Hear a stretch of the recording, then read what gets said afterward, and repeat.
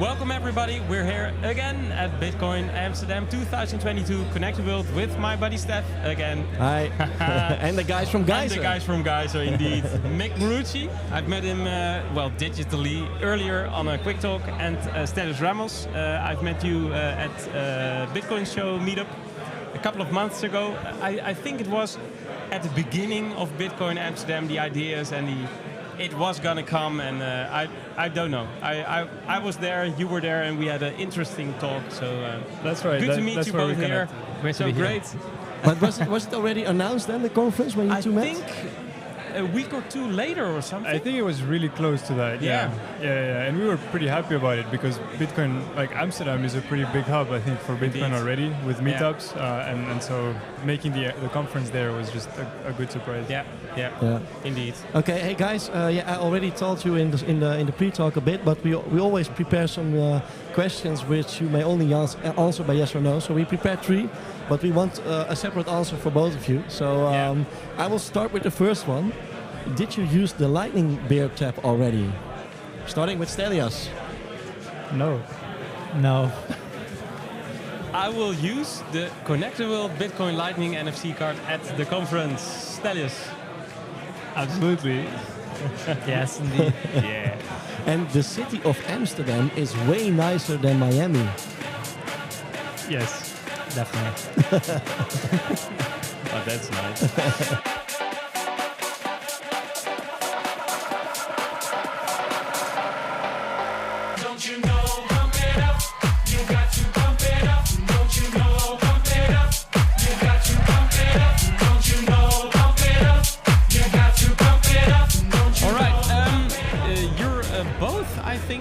Speaker at the conference, and what are you going to talk about, or did you already talk? I don't have. Yeah, at the workshop stage. I saw at the you. workshop stage. Yeah, that's right. Yeah.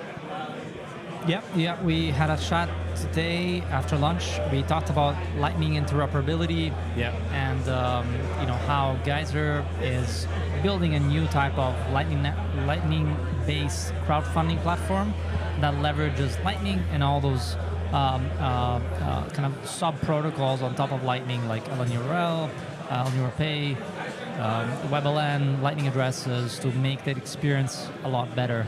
And kind of thinking also more higher level around what's the future of the web if we think about the way that platforms can use protocols to become more censorship resistant, and also create bridges between platforms, so we don't live in a world where every platform is its own island, but it's where each platform is an island connected through bridges. So to give an example, imagine if you're able to send a tweet and you read it from Facebook, right?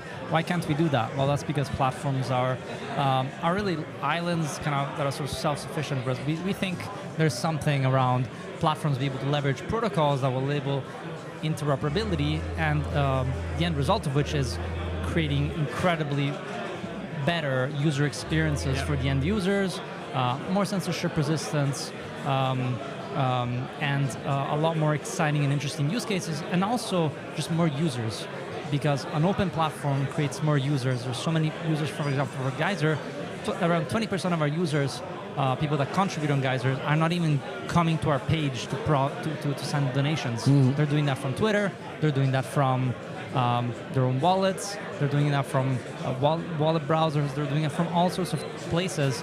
They're not reliant on the platform. And that's the interoperability you're talking exactly about. Yeah, indeed. So web applications that are free and open to use with everything else.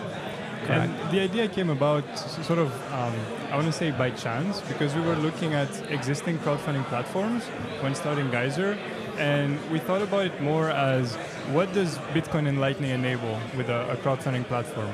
And the first answer there was, it enables value transfer across the entire world. There's no barrier, there's no foreign exchange fees. You can send microtransactions and do all of that at the speed of light, essentially. And so we started, that sort of planted the idea in our heads that we are taking down barriers that exist in current crowdfunding platforms. Yeah. And then there's no physical barrier, but also no digital barrier, right? There is a digital barrier, exactly, and that's the natural progression we had in that thinking process of seeing, well, wait a minute, actually, you cannot fund a project on Kickstarter without actually going on Kickstarter, and that seemed a complete nonsense when you think about trying to raise as much money as possible and getting as much visibility as possible, because it constrained the funding to the traffic of the platform itself. And we want to go beyond that. I remember Stelios in the very beginning saying, no, Mick, I don't believe you.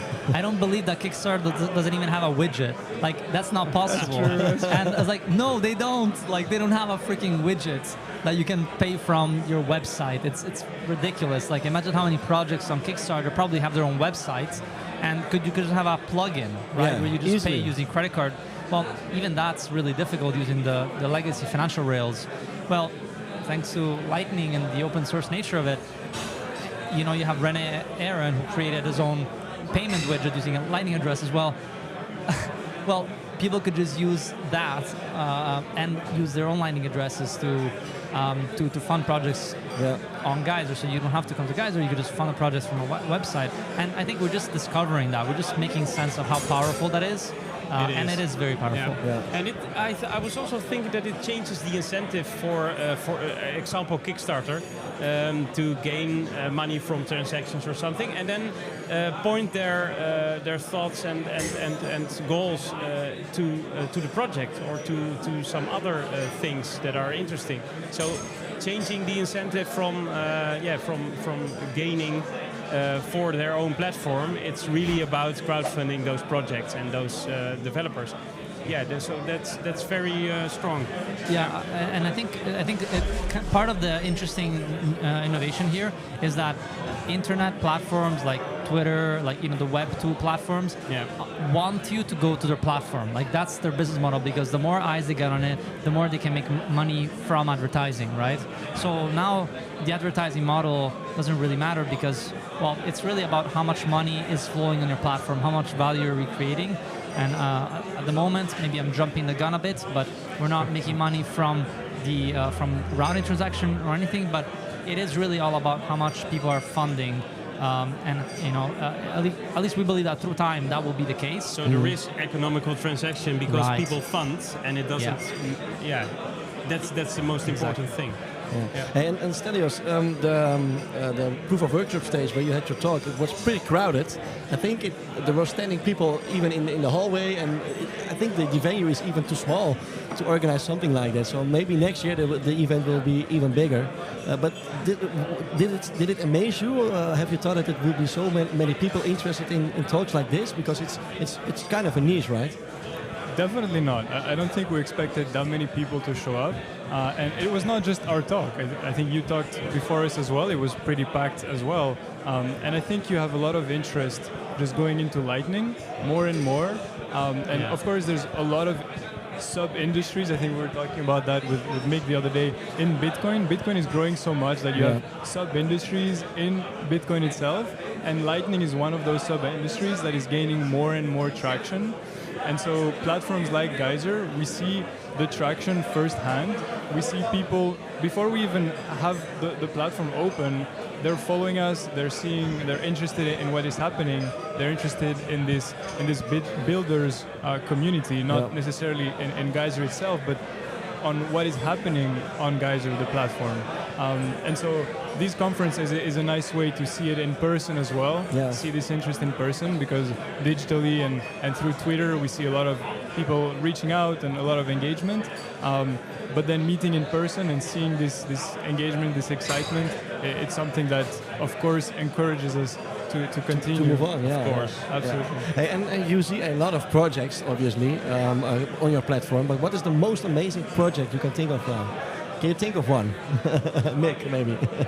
Lots of really good projects, and I think if I were to give you a straight up answer, it would be those projects that I never would have imagined there to even happen. So there are some pretty great projects out there. There's like there is Anita Posh, right, doing education in Africa around Bitcoin. You have Run with Bitcoin, but these are projects that we were in touch with from the very, very get-go. I think the most exciting to me right now are those projects that I would never have imagined. Like, for example, the recent one that came up was Tatum's project, which is all about, if anyone's aware about between two ferns, it's an entertaining show around the guy interviewing prominent actors in Hollywood. Well, Between Two ASICs is the same idea of interviewing prominent figures in the Bitcoin ecosystem, and it's really hilarious. Like, Tatum's doing an amazing job. But there are other projects that actually apply to be on Geyser that have not been able to launch, that are so bizarre, that are completely just something that you never had imagined, that are just starting their engines and will launch as soon as we open up the platform. And that's something really exciting. Like, one of them just released a trailer, and it's about having a show, like it's an entertainment show, in which you have one Bitcoiner and one no-coiner, and the Bitcoiner has to convince the no-coiner by getting $20 in cash or $20 in Bitcoin. And it's made into a tournament, so it's gamified. So they have 10 minutes, right? They have 10 minutes to convince someone to become a Bitcoiner. Did that different people, the Bitcoiners, are different people then? Yeah, it kind of rotates. It's just different people, and then it's like a tournament though. Like in football, you have like this chart, and like if you convince someone, then you go to the next person, and it becomes harder because the person becomes more skeptical. Sounds like a great show. I mean, like, it's like, who the hell is actually doing? Like, this sounds like you have to be a genius to get this. The idea may be good, but like, how's the implementation? But yeah, they're doing an incredible job. Even better than normal orange pilling, right? Yeah. Because this is a show, and you can gamify. Gamify. So we're really excited about like this whole culture and ecosystem of creators. We call them kind of creators, and it could be education, culture, related, and I think there's so much of a need for that. Like if we think about it, there is a lot of Bitcoin. There's a lot of great development happening, and we do want to support these builders. But there is a need to spread culture, to spread sound rather than noise, and we think Geyser can be a platform for that. Yeah, sure. And do you think equity investments will be possible on the platform one day?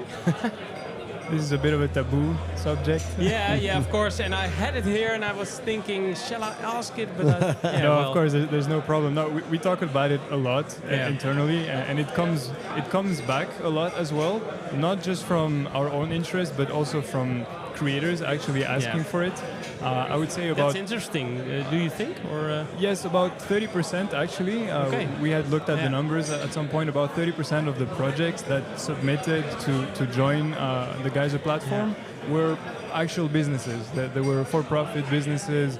Some of them established already, looking to grow and looking to get, interestingly enough, to get investments, but from the plebs. Right?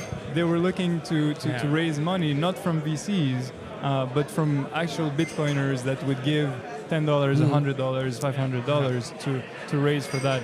So that is something that I think we're actively thinking about, and we're thinking about different technologies to achieve it as well. But I can't tell you exactly where on the roadmap that would be. I was also thinking about visually see the difference between the campaigns or something, or that you can instantly see what you're getting into, because the transparency is very important, of course. Yeah.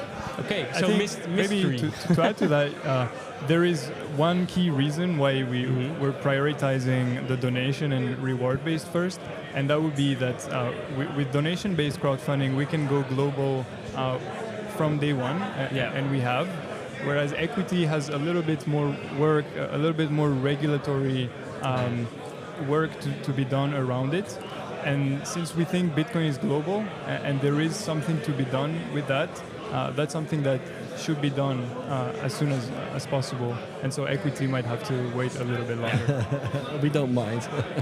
And why is it so important to integrate the Lightning Network at Geyser instead of only maybe on-chain Bitcoin transactions? Well, there's several reasons. One of the key reasons is just the speed of transaction, the fact that you can send that so quickly, so instantly. The second reason is the power of micropayments. We're definitely bullish on the micropayments use case, and if you consider the whole podcasting 2.0, integration that we've made. There's a third reason, which is the ability to not just send money, but stream money. The fact that using podcasting 2.0, for example, you can stream sats to an episode on a podcast, and because we are integrated, Geyser is integrated with podcasting, those sats that actually are being streamed are being routed to the Geyser campaign. So yeah, you've got speed, you've got micropayments, you got streaming, and I think the bigger picture as well is that we think the future is on Lightning. I mean, if you look at the numbers, the majority of the donations, so the majority of the donations in number are actually made on Lightning. Around 80% are contributions coming up from Lightning, but in terms of the entire volume, it's only around 20%. So what that shows you, I think, is that although the value of on-chain is still great, there's still a lot of money from the on-chain activity that has to flow into the ecosystem. There is, I think, the use case, the usability, the users that are going to be using Lightning is going to just increase overwhelmingly through time. In fact, our belief is that most people will probably not interact on the on-chain layer. They're going to interact on this Bitcoin, the Lightning transactional layer. And I guess there's many other reasons. Like there's also the fact that we think like all this sort of, this financial network is going to create these sort of layered systems, and Lightning is this sort of actually this transactional layer on top of which more and more protocols and financial tools are going to be developed on top of.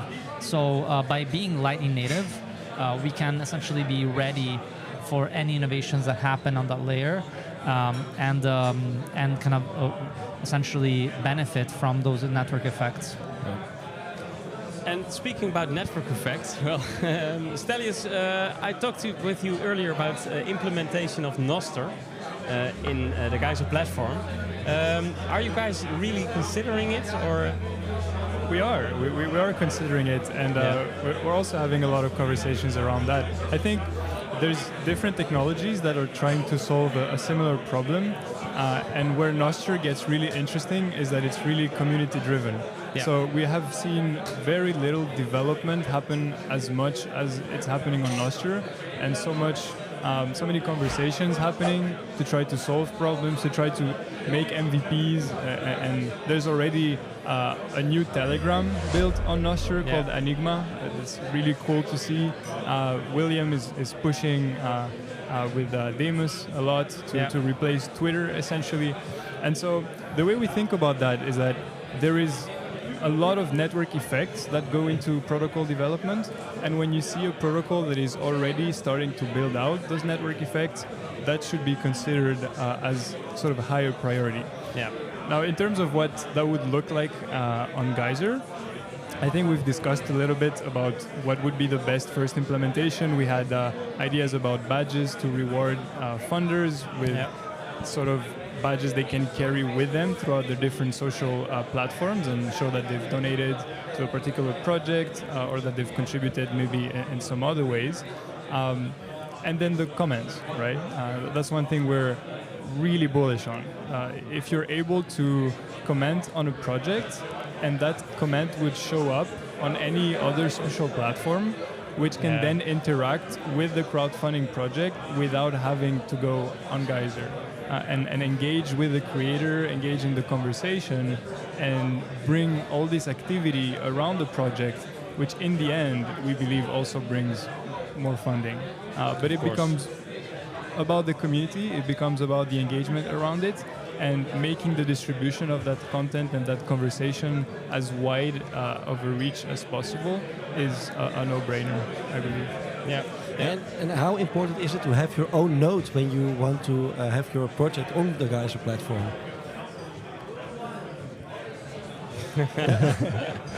So we're at the moment, that's something you have to do. You do have to run your own node, and we believe that will always be there, and hopefully that will be growing. I think a lot of people are curious about running their own node. It's getting easier. Services like like what you guys are doing, educating and bringing more people into the Lightning Network that way is great. And we think that's going to be one part that cannot be the only focus, let's say. So as we want to grow the platform, we also want to make it accessible to people that either don't have the time, the patience, or the tools, right, to run their own node, that might still be a little bit too expensive in certain locations of the world. And so one alternative that we're going to be releasing as well in the coming weeks is this idea that you can connect your own wallet using Lightning addresses. And doing that would lower the barrier to entry to create a project on Geyser dramatically, and be the one of the key aspects of creating a project. Yeah. Right, and to add to that, and to kind of make sure that it's also clear that we want to incentivize people to use and run their own node. So running your node, you will not have to pay any fees going forward on Geyser. So we want to make sure that we incentivize that type of behavior, that type of activity. But yeah, when it comes to integrating your Lightning address, also at the beginning will not have fees, but the whole swapping onto Lightning will probably come with a small fee there. So again, to push towards like Lightning native, but also pushing people to use their nodes as much as possible to maintain a more censorship resistant. I think it's payment. great. Yeah, I think too, because charging fees is something you would never do then, because using your own node then that's as near as you can be with your funding. Right. So the thing about Lightning is that it changes completely the monetization landscape, and we're still. I think our basic answer, as we were talking, is it's still early to figure out a lot of these things. Again, as I mentioned, one way that we will do that is by doing the swaps. We'll take a small fee from that onto Lightning.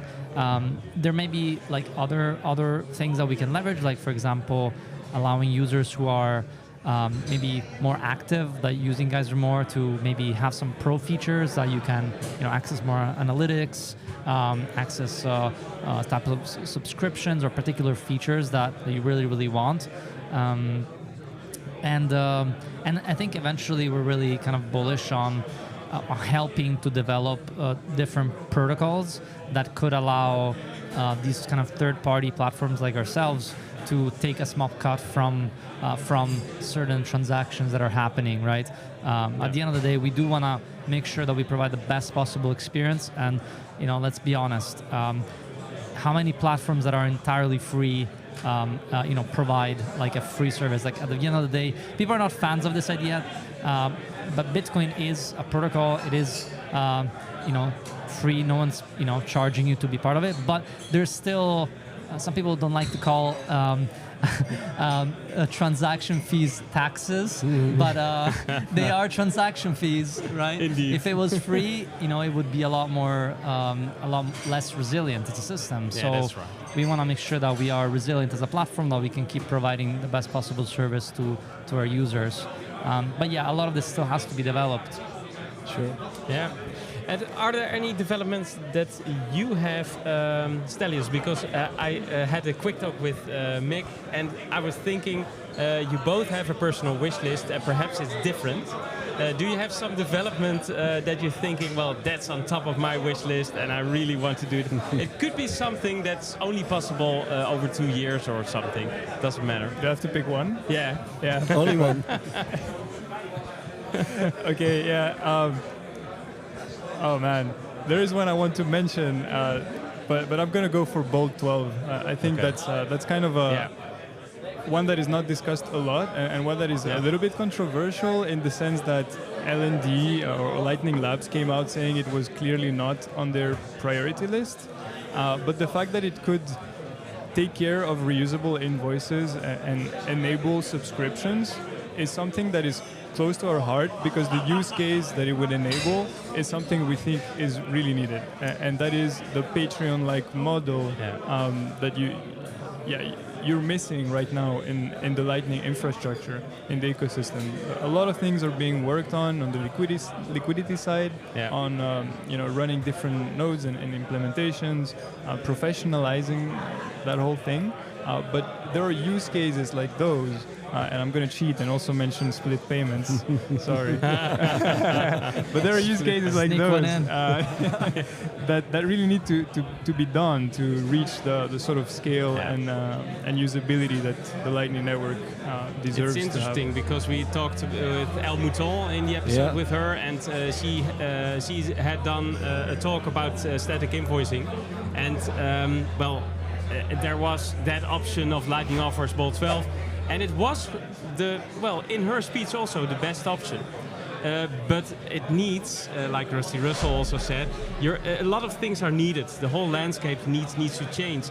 And there is also a saying with LNURL, also has a lot of upside. So I think all those things are going to be developed in the same time, and I hope Bolt 12, would be really nice if, it will take some time. But Apparently not. Apparently, some but the people, use people even cases said are the most important. Sure, So that's, right.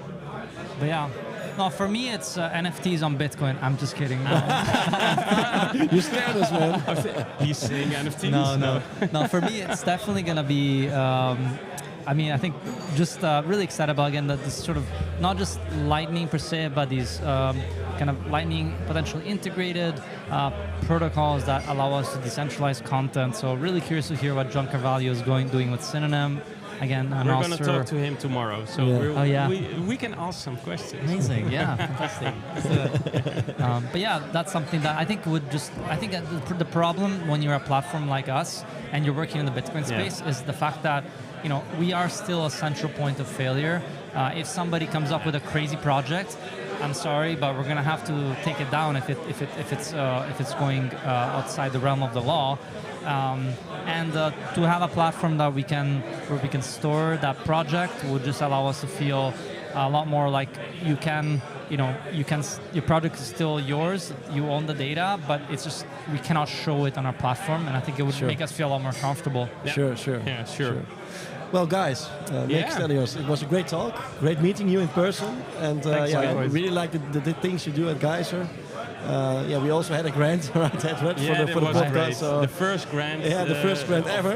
So some great cameras here. Some money spent very well. Well, they are not. They're all borrowed. We borrowed them.